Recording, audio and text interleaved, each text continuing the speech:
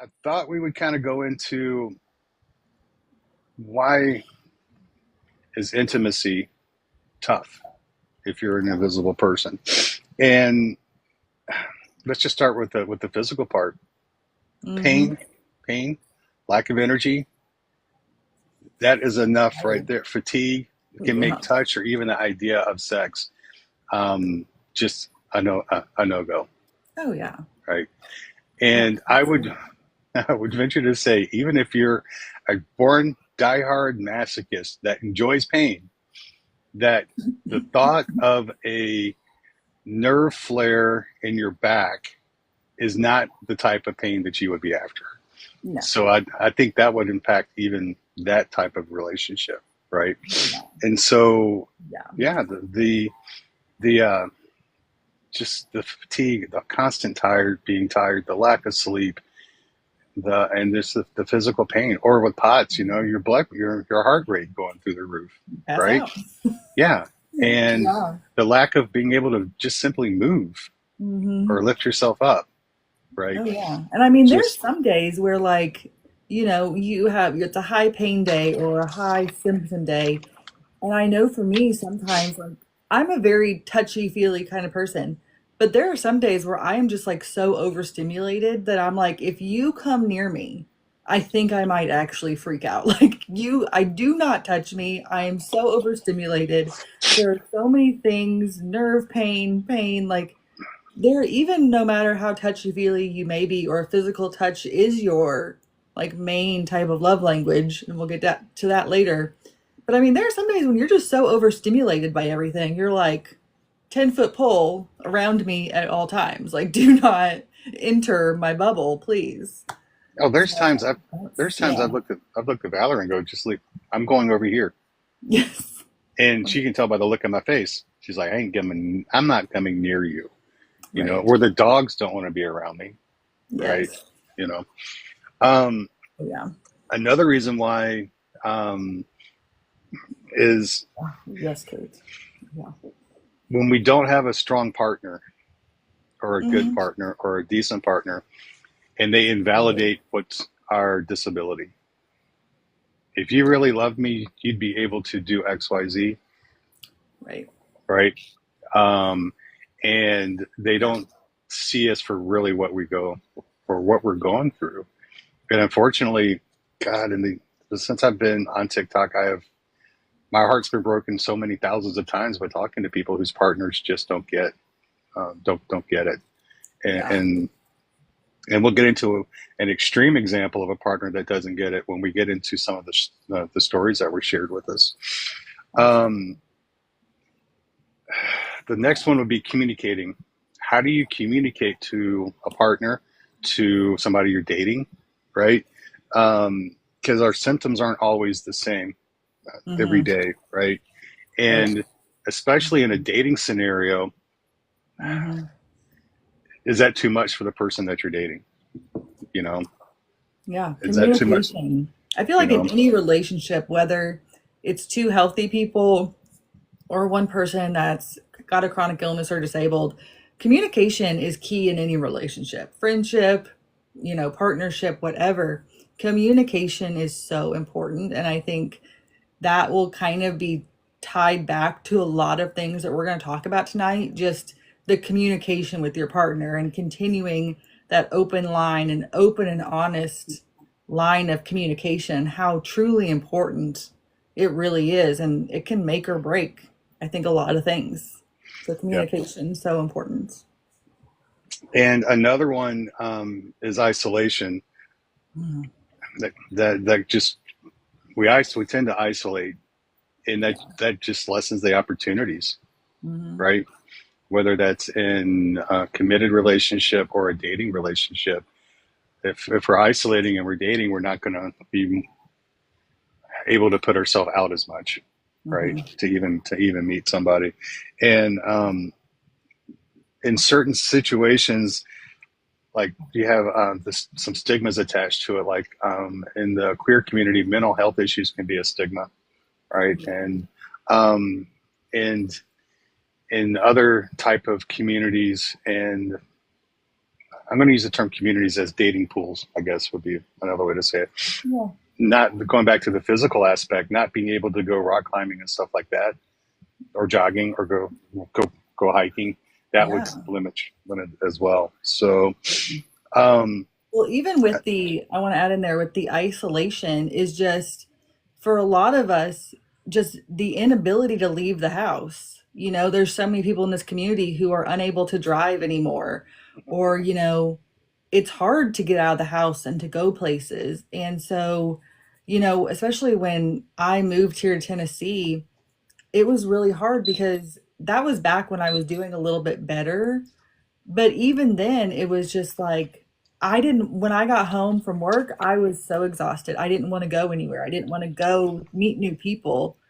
And so it's like when you're at home 24/7, you can't really meet anybody. And I think that's what we've talked so much about this online community, how it's given so many people the social interaction that yeah, they no longer had.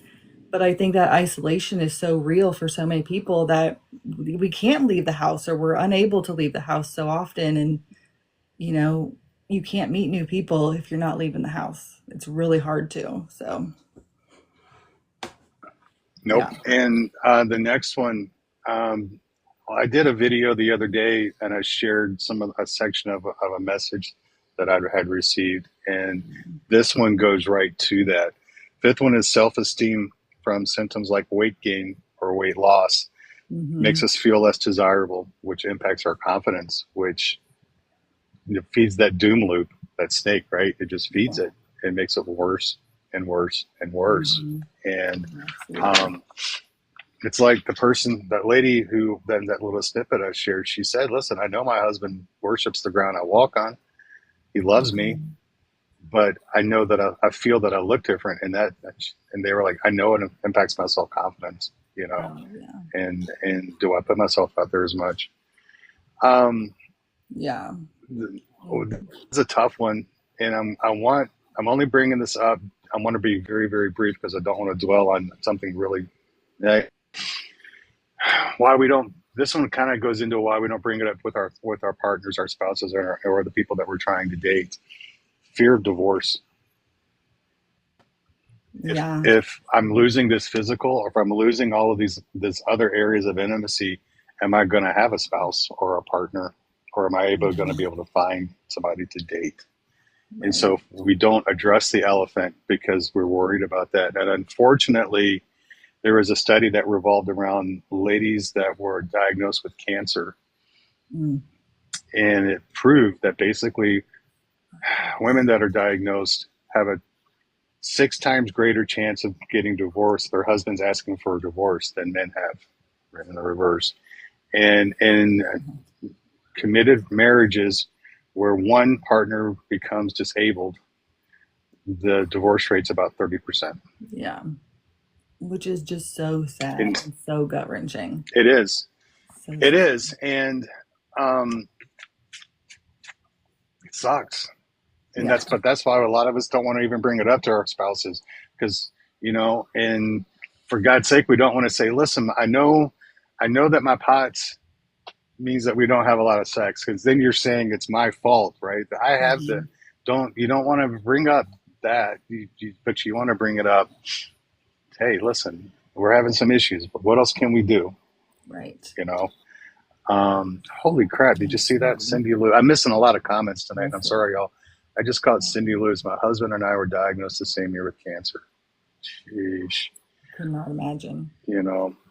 That's crazy. Yeah. Um, But I think, you so know, like you said, that, you know, it's hard to talk with your partner about if the physical is lacking. You know, hopefully tonight we're going to give you guys a lot of examples of other types of intimacy. And, you know, when one is lacking, maybe try boosting up the other ones or having that open conversation because it can be scary. But I think, like I said earlier, communication is so important. And whatever, it's not your fault. No matter how you feel in this, your diagnosis is not your fault. If you're not able to do certain things in your relationship, it is not your fault. Okay? You cannot you don't need to shoulder all of that burden. You and your partner are a team. And I think that's something that I really had to kind of work through and go all that, but it's not your fault. Your diagnosis is not your fault. And I don't want anybody here shouldering that burden. So that's also something I want to drive home tonight. So, Yep. I have two more things, and then we'll get into the different types of intimacy if you'd like. Okay. The next one is what I did the video on today. I cannot pronounce it. Opioids. Jeez. you're too tired. Oh, yeah, that's it. Um, yeah, they're common for pain, but like I mentioned earlier, 50% of men on long-term opioid use report some kind of ED. Yeah. So, and boner pills are not always the answer, because the boner pills, they work on blood flow, they work on your hormones, and your the test that word that I can't pronounce right now is low. So there's nothing for it to amplify there, and it works on nerves, and your nerves are shot because you're a pain patient, right? Mm-hmm. So it's so opioids, while they provide us with a level of quality of life, they can be detrimental when it comes to the intimacy thing. Yeah. And the last one I have is going back to our LGBTQ friends. Dating as an invisible in queer communities can be extra tough when physicality is culturally significant, because that leads to, if you disclose it, leads to immediate rejection. Right. And that's, it's specifically said in the queer communities. I think a lot of that's also in the straight community as well. Mm-hmm. I think a lot of us guys are brought up, you take care of your family, you do what you sell every ounce of plasma your body can produce. You work those 4 jobs to take care of your family. If you're the man, you're supposed to go home and take care of your spouse. Mm-hmm. And then when you can't, because of physical limitations, pain or whatever, again, that takes you right back to that doom loop. I can't do this, so I'm depressed, which feeds into more I can't do, and then it just feeds. So that's why we want to talk about, leads us pretty naturally into other types of intimacy, right? Ways that we can maybe focus some energy on, that will take pressure off of the demand for the physical side, right? Absolutely. You have those? I got those. Before You I should. get I into, sent them to you to print out. I have my notebook. I got my Disney notebook. Disney notebook. Actually, y'all, what's funny is Amy sent these to me, so I'm trying to look better than I actually am. No.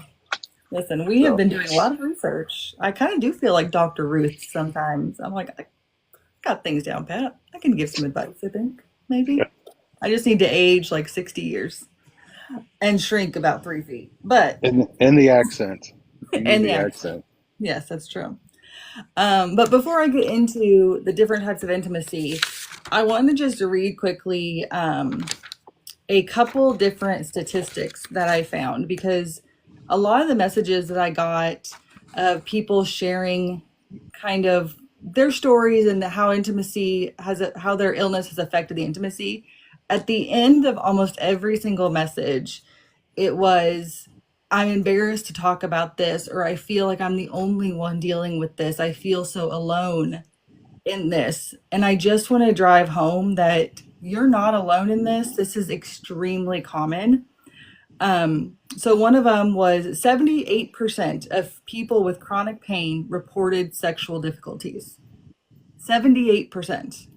Like, that's nearly every single person. Another one said an occupational therapy poll found 47% of adults say their illness or disability had affected their sex life, and 41% said it impacted their relationship.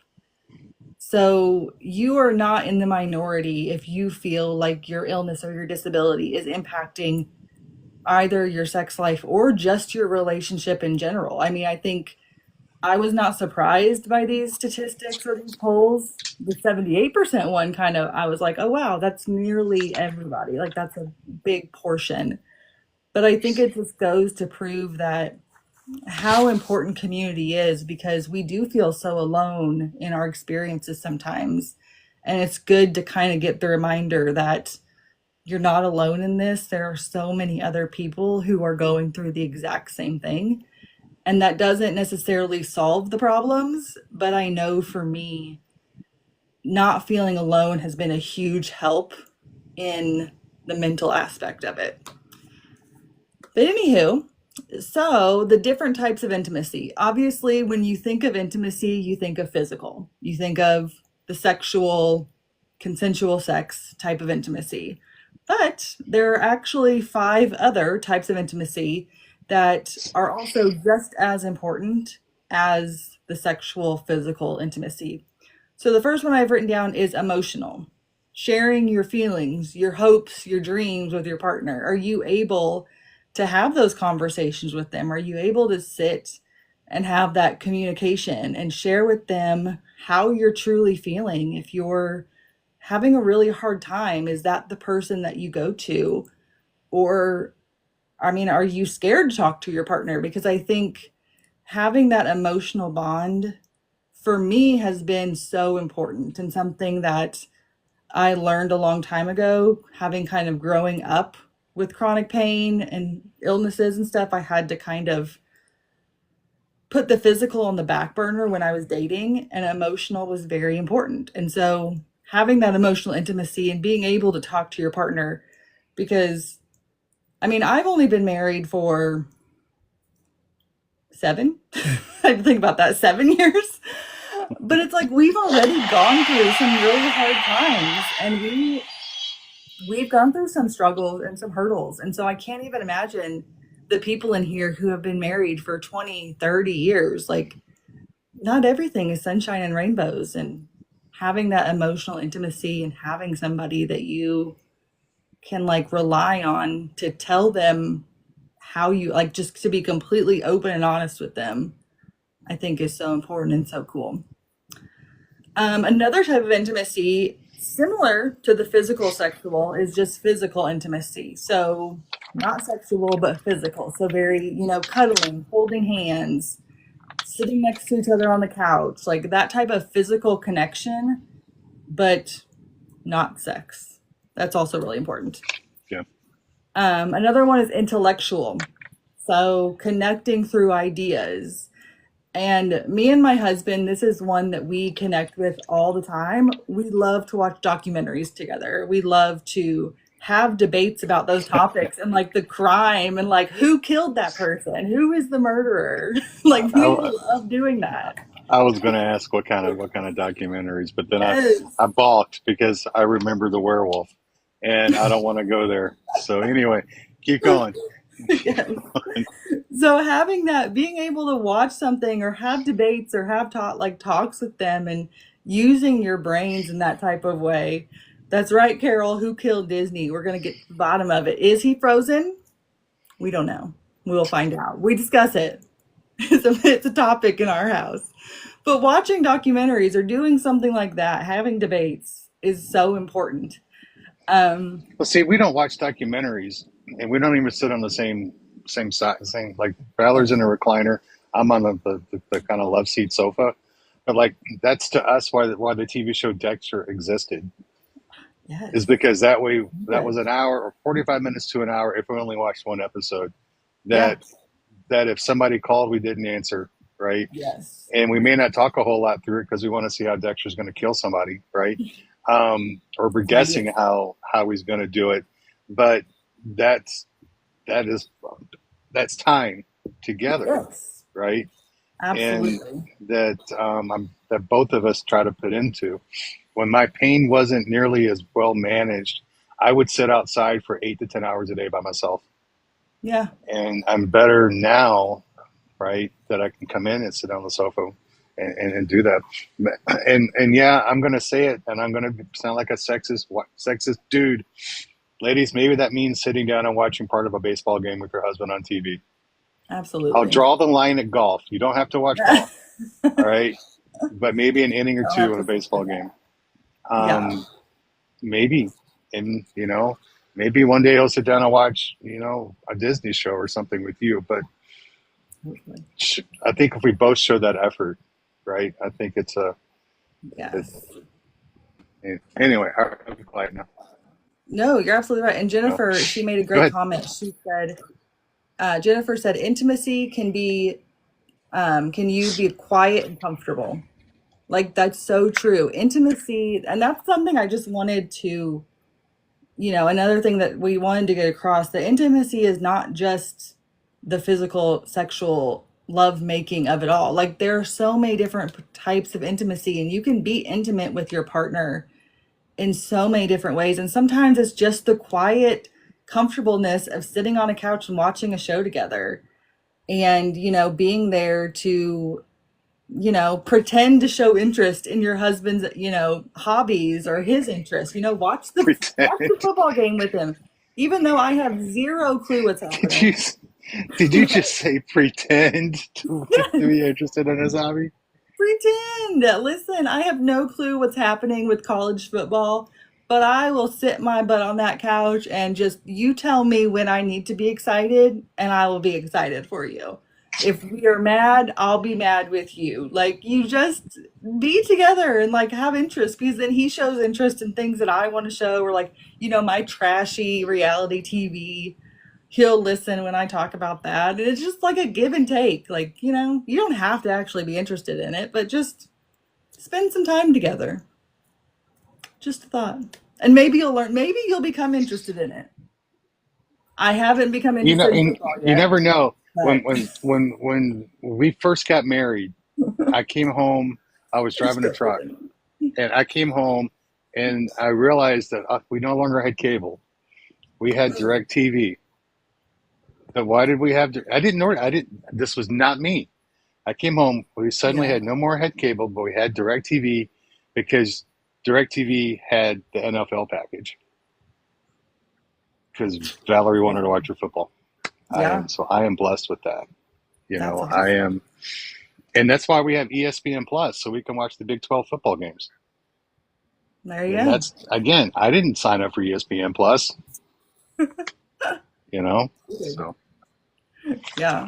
anyway, I love Miss sorry, Forky Val. said, I'm she said, married 34 years and I'm all for pretending. Yes, girl. Like, just sit there and watch whatever he wants to watch for a little bit. You don't have to do it all day, but just you hang out for an hour. Sometimes just being close and just being next to each other is great. Sometimes that's all you need. Miss Joe had another great comment. She said it's the quiet knowing and just having that connection with somebody. I love that. Because, like I said earlier, sometimes you're just so overstimulated. And when you have chronic pain or like nerve pain or CRPS, there's so much happening in you. And like when my pain gets high, I am just so overstimulated by everything. And it's like I want to be near him and I love him, but I don't need you to touch me. I need you to like stay out of my bubble. So sometimes him sitting on one end of the couch and me sitting on the other end of the couch, watching a movie or watching something else is perfect. And it's just a great way to connect with your partner. An easy way to connect with your partner. Like super easy. So thank you, Joe, for putting that. yes, yes. I appreciate that. And then the last one here. Oh, two more. Sorry. Experiential, which turns out is a really hard word for me to say. I've been practicing for a while. Experiential is bonding through activities or experiences. So, traveling, visiting new places, going to new restaurants, watching shows, like all of these things are good ways to bond with somebody. And obviously, for some people who are disabled or whatever, traveling or going to new places isn't always a possibility. But even just having different experiences, doing things together is just a way to bond. And then the last one is spiritual. So shared beliefs. If you guys have a shared faith or spiritual belief, taking that time and going to church together is also really important, depending on if you have a spiritual connection with anything. So those are just the 6 different types of intimacy, and just kind of goes to show that even if the one is lacking, you have a whole bunch of other, like, I like to think of them as like a foundation, the pillars of a foundation of your marriage. And it's like, just because one of the pillars is rolled over and, I don't know, rolling down a hill somewhere, non-existent, you have all these other ones that can still hold up your marriage and can still keep you guys intimate and keep that love going. And I think that's always really important to remember, because I know I've been victim of it, where I thought, oh my gosh, like, the sexual intimacy in our relationship has decreased. He doesn't love me anymore. That has to be it. Like, our marriage is in shambles. Like, it's not going to work. Like, whatever. And it's like, no, it's okay. Intimacy does not mean love making necessarily. Like, there is a huge more. I just had a brain fog. Just lost what I was going to say. But there's like a whole other world of Sorry, one of us intimacy. just froze. Oh, did we? I It don't know may if have you been me. froze or if I froze. But anywho, that's my Oh, little okay. soapbox of all of the different types of intimacy. So thank you for joining me on my soapbox. Yes, Jennifer, Do we absolutely. She want to said that do? there is something that still connects. No matter if one of them is missing, you still have so many other connections. Oh, we're fighting. Yes. I love it. And I want to say real quick, y'all, Jennifer's in here. Juniper's in here.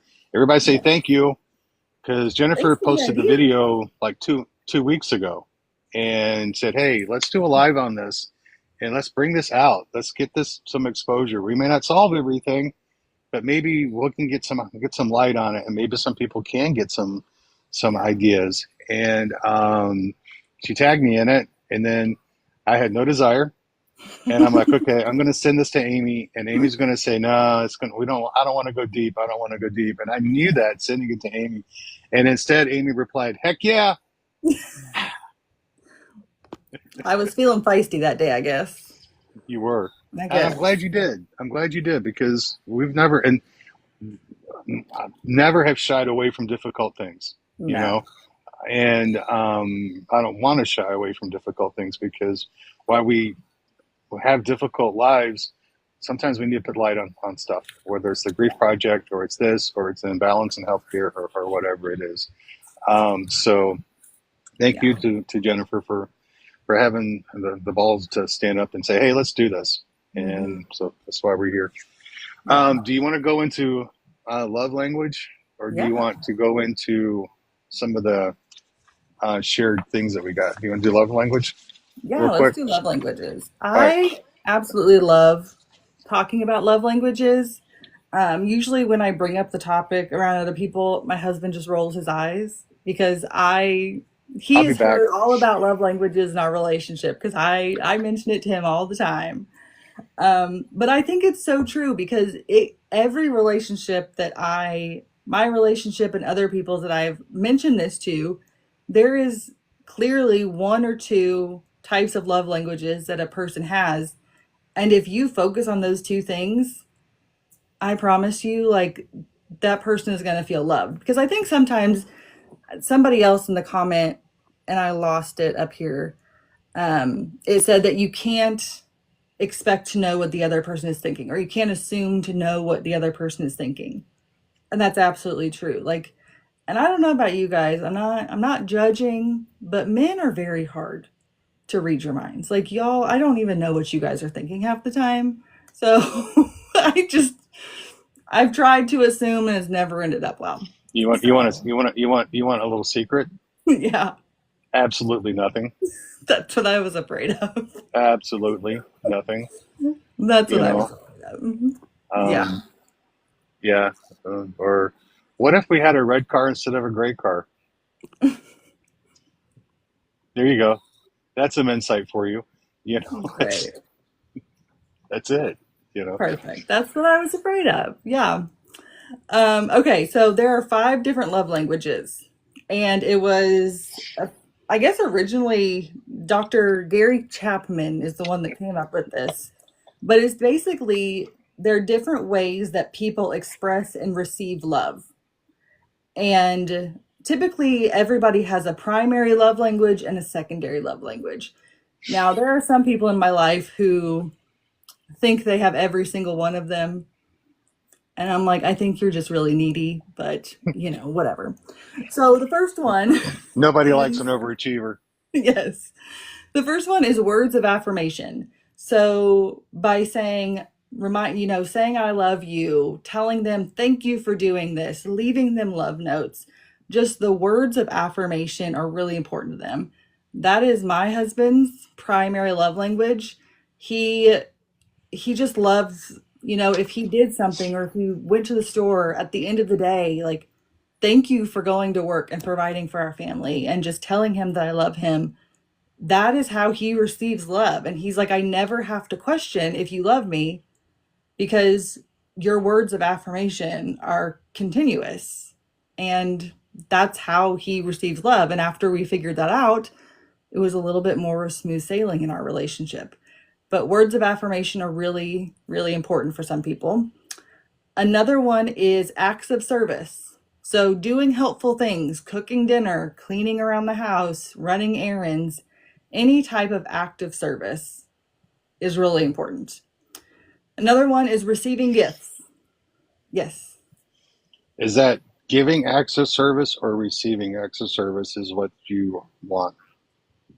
So, it can go both ways. So, it can be how the person expresses their love or how they receive it.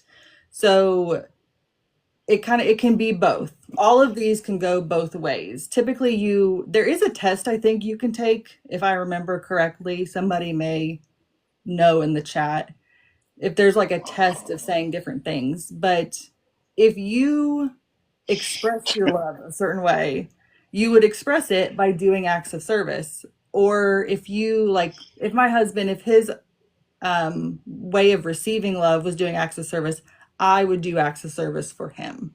Does that make sense? Yes. Okay. Yes. So can I say that Exactly, Jennifer.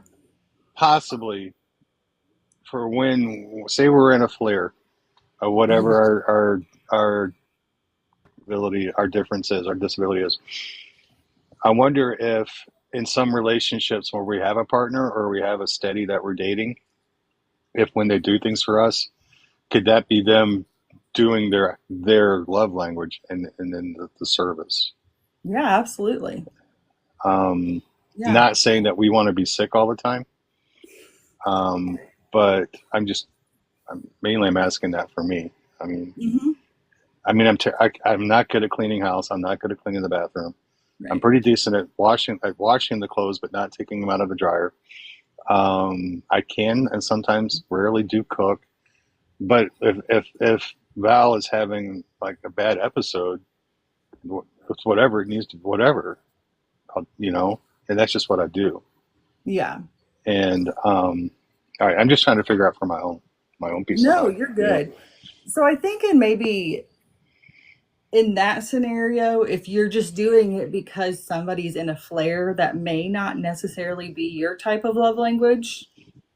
But Well, I do somebody it. in the I try to comment do it. did say there is a test to Yeah, take they said that online. there's 6 different ones now too. So Oh, there's a new anyway, one. Love I it. mean, I wouldn't just do it when I don't think I just do it when there's that when they are flaring. Maybe I do. Yeah. Who knows? Val, answer Val. Let me know. Yeah, I got man. nothing to hide. You know. But So yeah, somebody earlier said there's nothing sexier than a man cleaning the house. Let me tell you, that can be a love language for sure.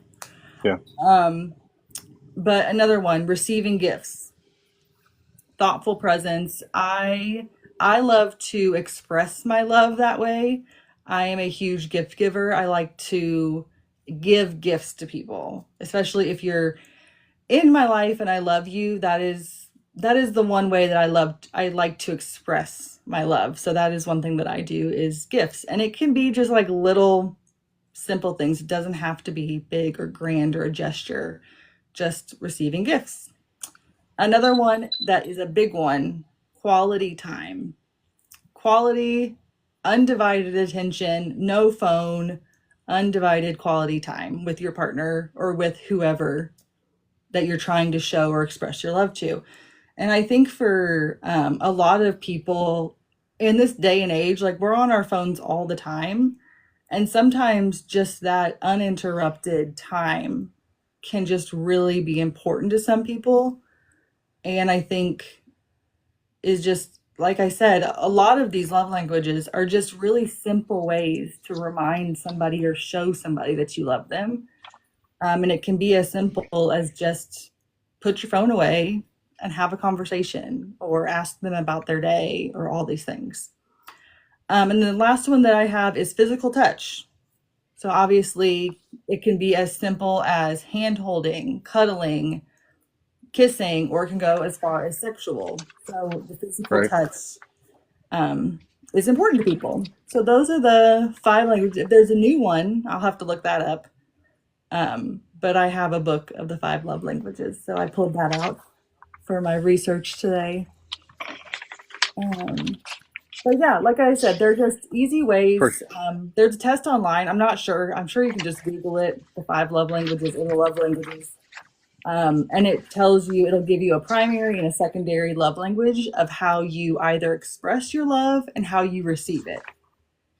And if you figure that out, I promise you things will be a lot easier. If you're having issues in a marriage with like not feeling loved or not knowing how to show somebody you love them, it's very easy. It's very good. It will help your relationship for sure. yeah. Um, we had quite a few people send us ideas, testimonials, what's going on with them, and I Thank want you to everybody for sending that too. Like, thank yes, you so much for being just vulnerable and open and honest and trusting us with your stories. And obviously, they're all going to be anonymous, but yeah, just thank you for trusting us and helping us with this. It means so much. We really appreciate it. and thank you for Amy and Ricky and Kate for taking all of these and anonymizing them and putting so we could get a list of things together. And in some cases, we've taken some and combined them because they were almost like duplicates. Does Yeah. that make sense? So one was a lady in her 40s. Um, I've been married for a long time, and since my health has been a mess, our intimacy is out the window, nearly non existent. We are close in other ways, though. I rely on him to care for me. And that's kind of why I was asking about the acts of service, Hmm. right? Is that's awesome. And maybe that's his love language, Yeah. right? Um, I mean, I'm sorry that the physical is non existent, but I'm loving the fact that they're able to say they're close in other ways, though. Hmm. They're going down that list of other ways to be intimate. Yeah. Um, Another lady said, in her 40s, single and trying to date. It's difficult to find someone to date, like compatibility wise, and then surprise, hey, I'm crippled. That's usually when they lose interest. And Yeah.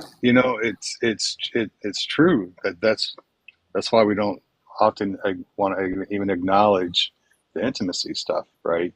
I Hmm. don't have an answer to you to say when's the right time to bring it up. You know, Yeah. I'll caution you though. I heard a tale from one person in the community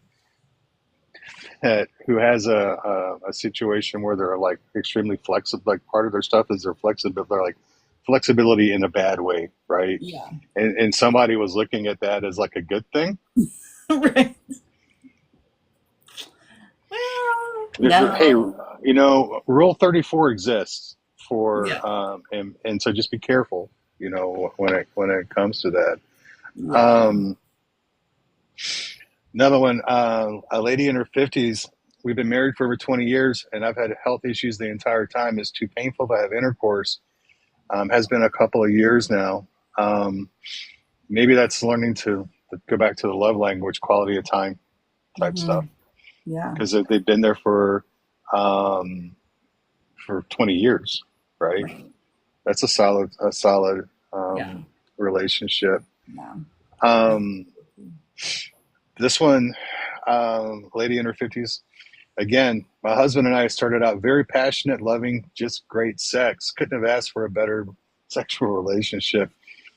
Since this is anonymous, I'll share that we were actually swingers. Yes, we hosted parties, went to gatherings, and as long as we were both okay when this situation, we would entertain others intimately. It was hot. It was like super hot. But then I got diagnosed with POTS. Yeah. Um, that fun lifestyle got replaced by my disability.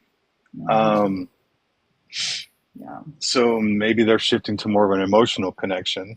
Hmm. Talk about the brakes being thrown on, going from one extreme to the other, The right? other, yeah.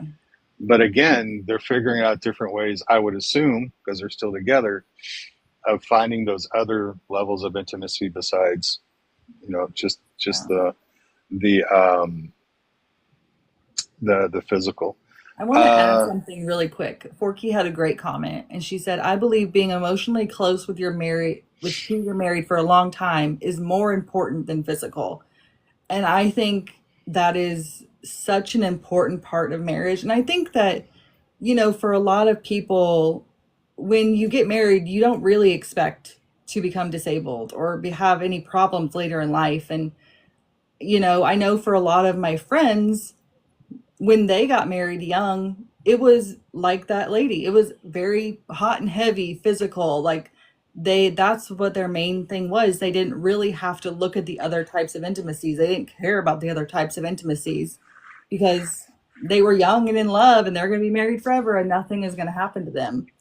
But it just goes to show how that emotional closeness and that emotional intimacy is so important because, whether you are disabled or you're chronically ill or you just get old from old age, like the physical is going to fade at some point. And I think for me, that was the best advice I got from a therapist when I was dating was that the physical should be the absolute last thing that you like about that person. That should be the icing or the cherry on top because at that point I was already sick and in pain and I knew it was only going to progress worse, and that therapist was like, you need to have a good foundation of emotional closeness and all the other intimacies. And I'm so thankful for that advice, but I do think that's Forky, I completely agree that that emotional is so important because that physical, it can go away sometimes.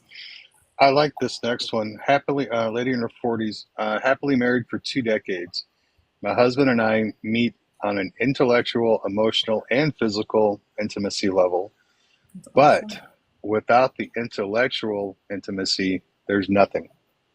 And that goes right what you were saying about trying not to put the physical at the top, Mm-hmm. and can you find another way to do that pyramid, Yeah. in importance. And so this one, I shared a little bit of this one. 18 years with this lady in her 40s, 18 years with the same man, married for 13 years, very comfortable with one another on many levels, intimacy being one. 5 years Yeah. ago, I became disabled. That all changed. I'm no longer comfortable in my own skin. It's difficult to get into the mood. My appearance has changed dramatically. I'm either underweight or swollen, and my husband still thinks I look good. Yeah. It's awkward and hard to stay in one position sexually. It's me, not him. He says and does all the right things, but I don't feel good enough for him. I know I Mm-hmm. shouldn't feel this way, but the issue lies in how we feel about ourselves. Almost 2 decades with this person, and I'm afraid to let my guard down because I may not be around for as long as he wants me to. Mm. There's a number on the mental health. Then sometimes the lack of interest makes my husband feel like I don't find him attractive, and that's the furthest thing from my mind. Being Ugh. chronically ill with procedures and the humiliation that comes with that changes your perception of intimacy. Thank Wow. you for sharing that, whoever shared that. That I think you struck a chord with several people in the comment section right now because so many people are agreeing. It's so hard to get out of your own mind sometimes. And I mean, I don't want to speak for everybody, but I know I've been there and I can imagine the majority of the women in here have also been in there where you're just, unfortunately, I feel like women just kind of got the raw end of the deal where we're judged all the time on how we look and then we have this self-esteem and we're always thinking about it and it's so hard and I've lived that. I mean, in the last 2 years, I was a little overweight. I'll be honest with you. I was, but not a whole bunch. And I lost 70 pounds in like the span of a year. And I did not recognize myself. Like I was getting the most compliments I'd ever gotten in my life. And I felt the absolute worst about myself. And I didn't want to see myself naked. So like why would my husband want to? And that is hard, like the mental aspect. And I think, not only, this is also something I kind of wanted to bring up, was that not only do the women kind of have the mental aspect, I think the men do too, especially if the wife is the one who is disabled or has pain. Um, I think the men have a mental block too. I mean, my husband and we've gone through conversations, and I had a conversation with somebody else who said they've gone through the exact same thing, was that their husband was like, I don't want to hurt you. Like, I don't want to be intimate with you right now because I'm afraid to hurt you.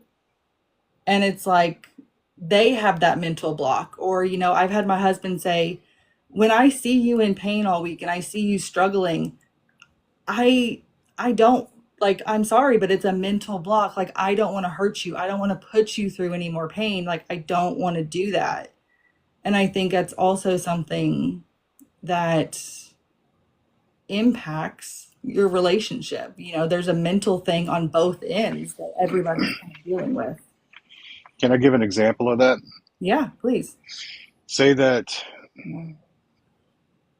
your husband knows that you going out with the grandkids for a half a day, that you'll pay for that for 2 to 3 days after that, Right. where your pain level is going to be through the roof, or your POTS is going to flare, or whatever your mental health's going to, when the grandkids go home, your mental health's going to go in the toilet, right? Hmm. From being on a high.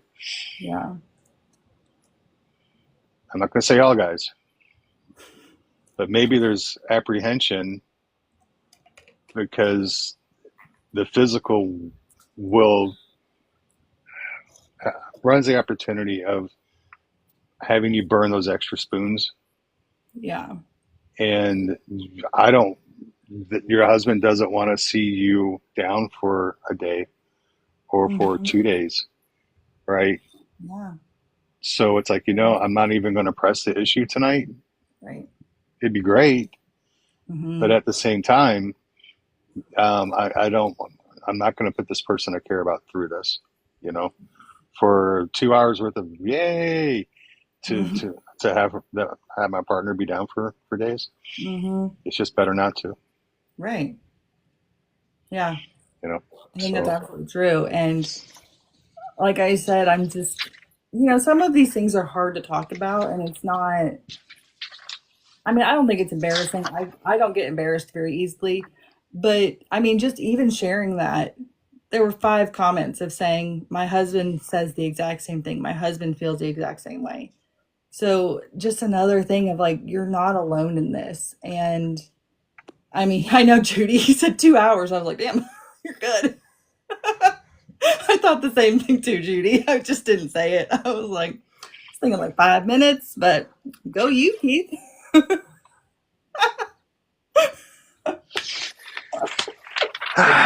good But Lord, anyway. pardon me as I go get unembarrassed right this moment. Anyway, um, maybe But this, maybe the, again, maybe the I two know, hours right? is wishful thinking. Lucky I'll just say foul. that, right? Girlfriend's getting it. So, But I think again, the communication is just so important. I know one of the comments said, that's amazing that he was that open and honest with you. And I think that just goes back to how important the communication is. Because I mean, there was a period in our life where, like, in a 6 month period, I think we had sex like 3 times. And I finally went to him and I was like, this ain't working for me. Like, I'm sorry. I don't know what's going on. I don't know what's going on with you, but this is not working for me.